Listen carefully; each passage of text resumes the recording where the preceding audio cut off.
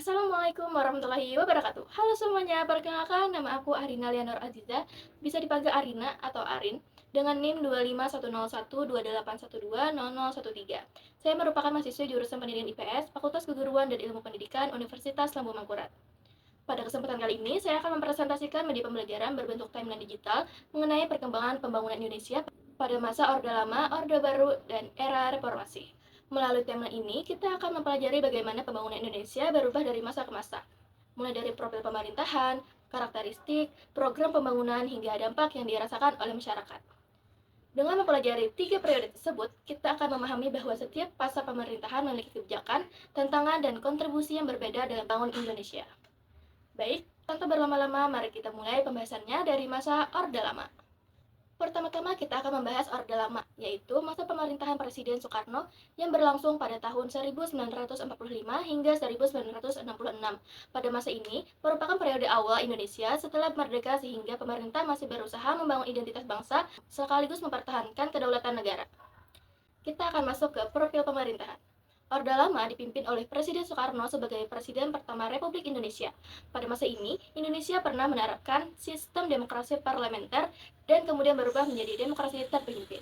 Pemerintah berupaya memperkuat persatuan bangsa serta menjaga kedaulatan Indonesia di tengah berbagai tantangan politik.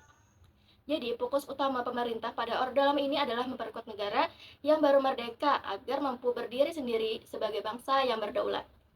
Selanjutnya kita akan masuk ke ciri utamanya.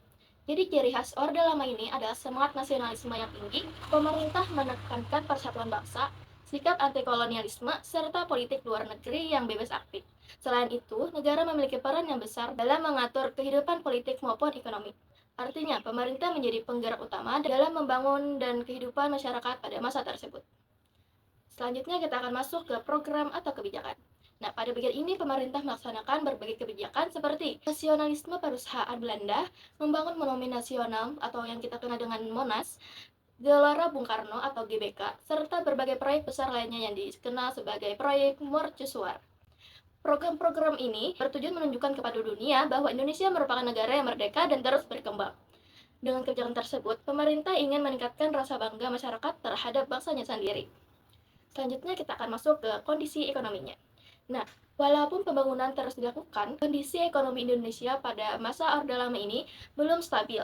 Inflasi sangat tinggi sehingga harga barang terus naik dan daya beli masyarakat menurun. Akibatnya, banyak masyarakat mengalami kesulitan memenuhi kehidupan sehari-hari mereka. Jadi, pembangunan yang dilakukan belum tentu mampu mengatasi berbagai persoalan ekonomi yang dihadapi masyarakat. Selanjutnya kita akan masuk ke dampak positifnya. Nah, beberapa dampak positif Orde Lama ini adalah tumbuhnya semangat nasionalisme, meningkatkan rasa persatuan, serta berdirinya berbagai bangunan bersejarah seperti Monas, Gelora Bung Karno, yang masih menjadi kebanggaan Indonesia hingga saat ini. Nah, hal ini menunjukkan bahwa Orde Lama ini masih membangun identitas bangsa Indonesia di mata dunia. Selain ada dampak positifnya, pasti ada dampak negatifnya. Jadi, di sisi lain, Orde Lama ini juga menghadapi berbagai permasalahan seperti inflasi yang tinggi tadi, kondisi ekonomi yang memburuk, dan ketidakstabilan politik. Masalah-masalah tersebut akhirnya menyebabkan berakhirnya pemerintahan Orde Lama. Jadi, di sini dapat kita simpulkan bahwa keberhasilan pembangunan pada masa ini adalah dihadapkan pada tantangan ekonomi dan politik yang cukup besar. Selanjutnya kita akan memasuki ke era Orde Baru. Nah, Orde Baru ini berlangsung dari tahun 1966 hingga 1998 di bawah kepemimpinan Soeharto. Nah, pada masa ini pembangunan lebih difokuskan pada stabilitas nasional dan pertumbuhan ekonomi agar kesejahteraan masyarakat dapat meningkat. Masuk ke bagian pertama, yakni profil pemerintahan. Nah, pada masa Orde Baru ini dipimpin oleh Presiden Soeharto dengan sistem pemerintahan yang lebih terpusat. Pemerintah berusaha menjaga stabilitas politik agar pembangunan nasional dapat berjalan dengan baik. Artinya, pemerintah percaya bahwa pembangunan akan berhasil jika kondisi politik tetap aman dan stabil. Masuk ke bagian kedua. Ciri utama dari Orde Baru ini adalah pemerintahan yang terpusat dan stabil, juga berorientasi pada pembangunan. Nah, salah satu program utamanya adalah PELITA atau yang kita sebut dengan pembangunan 5 tahun yang menjadi pedoman pembangunan nasional. Nah, dengan perencanaan tersebut, pembangunan dapat dilakukan secara lebih terarah di berbagai bidang. Masuk ke ke bagian yang ketiga, yakni program atau kebijakannya. Nah, program penting pada masa Orde Baru itu antara lain Pelita, revolusi hijau, pembangunan jalan, bendungan, sekolah, rumah sakit, serta pengembangan sektor industri. Contohnya saja seperti pembangunan jalan dan jembatan memudahkan masyarakat berpergian, sedangkan revolusi hijau ini membantu meningkatkan hasil panen petani. Jadi, pembangunan pada masa Orde Baru ini lebih menitik beratkan pada peningkatan ekonomi dan kesejahteraan masyarakat. Selanjutnya, kita masuk ke bagian kemajuan. Selama Orde Baru ini, Indonesia mengalami pertumbuhan ekonomi yang cukup baik. Produksi beras meningkat sehingga Indonesia berhasil mencapai swasembada beras pada tahun 1994. Selain itu, pembangunan infrastruktur juga berkembang pesat. Kemajuan tersebut memberikan manfaat nyata bagi masyarakat seperti akses transportasi yang lebih baik dan meningkatnya fasilitas pendidikan maupun kesehatan. Lanjut, kita akan memasuki ke dampak positif terlebih dahulu. Pembangunan pada masa Orde Baru ini berhasil meningkatkan pembangunan ekonomi, memperluas pembangunan infrastruktur, serta meningkatkan hasil pertanian dan perkembangan industri. Dengan demikian, kehidupan masyarakat di berbagai daerah menjadi lebih berkembang dibandingkan sebelumnya. Seperti biasa, jika ada dampak positif, maka ada dampak negatif. Jadi, di balik keberhasilannya terdapat berbagai masalah seperti praktik korupsi, kolusi, dan nepotisme atau kerap disapa dengan KKN, pembatasan kebebasan berpendapat, serta krisis ekonomi tahun 1997 menyebabkan kondisi Indonesia semakin memburuk. Hal tersebut menunjukkan bahwa keberhasilan pembangunan ekonomi belum sepenuhnya diikuti oleh pembangunan politik yang demokratis. Nah, selanjutnya kita akan memasuki ke era yang ketiga, yakni era reformasi.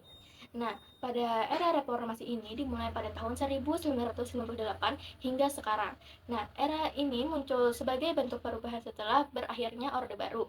Fokus utamanya adalah membangun pemerintah yang lebih demokratis, terbuka, dan menghargai hak-hak masyarakat. Kita akan masuk ke bagian pertama, yakni profil pemerintahan.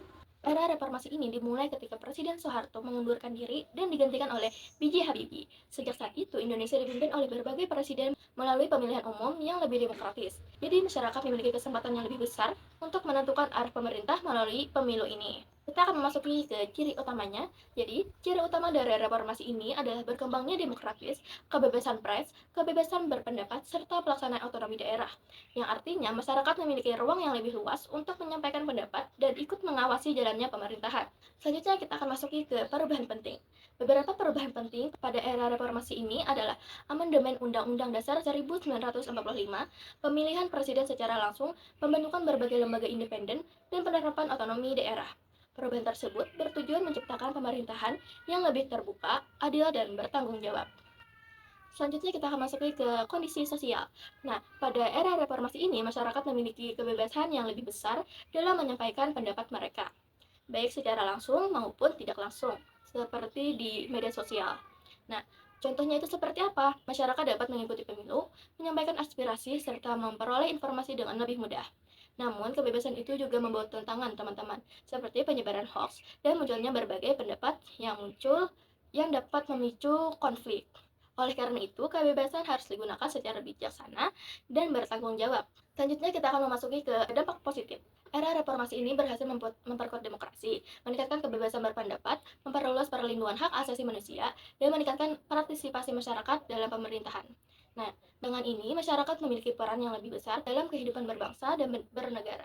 Nah, meskipun banyak membawa perubahan, era reformasi ini masih menghadapi tantangan seperti korupsi, penyebaran hoax, konflik politik, dan polarisasi masyarakat. Karena itu, masa reformasi ini masih perlu terus diperbaiki agar manfaatnya dapat dirasakan oleh seluruh masyarakat Indonesia. Nah, setelah mempelajari ketiga periode tersebut, kita dapat melihat bahwa pembangunan Indonesia mengalami perubahan dari waktu ke waktu. Mulai dari Orde Lama, yang pembangunannya ini berfokus pada pembentukan identitas bangsa dan menjaga kedaulatan negara.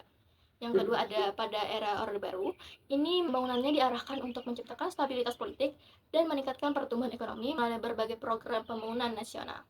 Nah, sedangkan pada era reformasi tadi, pembangunan ini lebih ditekankan demokrasinya, keterbukaan pemerintahan, serta partisipasi masyarakat.